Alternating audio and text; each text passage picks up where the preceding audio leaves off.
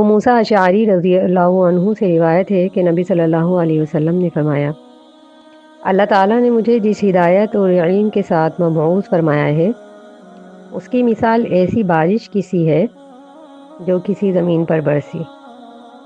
اس کے کچھ حصے نے تو پانی کو قبول کیا، یعنی کہ پانی جذب کر لیا، جس سے چارہ اور گھاس خوب اگی اور انسانوں اور جانوروں کے کام آئی، اور کچھ حصہ ایسا تھا جو سخت تھا، اس نے پانی کو جمع کر لیا۔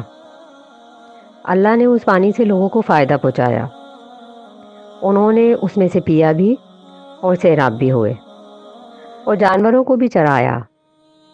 اور ایک حصہ ایسا تھا کہ وہ چٹھیل میدان تھا، نہ اس نے پانی روک رکھا نہ ہی چارہ اگا۔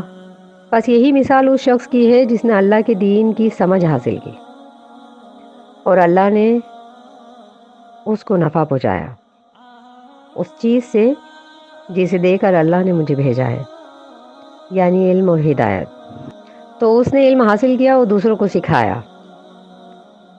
اور دوسری مثال اس شخص کی ہے جس نے اس دین کے لیے سر نہ اٹھایا اور جس ہدایت کو دے کر اللہ نے مجھے بھیجا ہے اسے قبول نہ کیا۔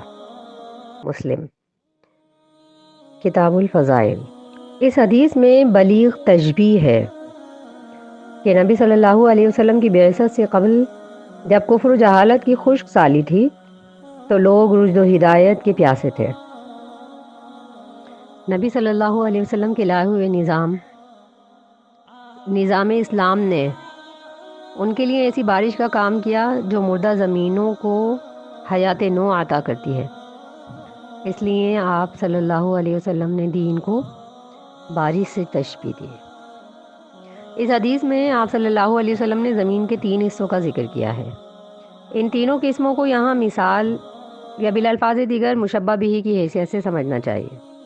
اس حدیث میں بتایا گیا ہے کہ نبی صلی اللہ علیہ وسلم نے فرمایا کہ ساری کائنات میں انسان کی 3 قسمیں ہیں۔ اس دنیا میں 3 طرح کے لوگ بستے ہیں۔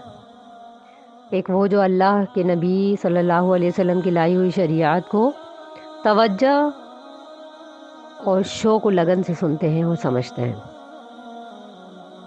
پھر اسے سمجھ کر خود بھی عمل کرتے ہیں اور دوسروں کو بھی عمل کرواتے ہیں، خود بھی دین سیکھتے ہیں، دوسروں کو بھی علم سکھاتے ہیں۔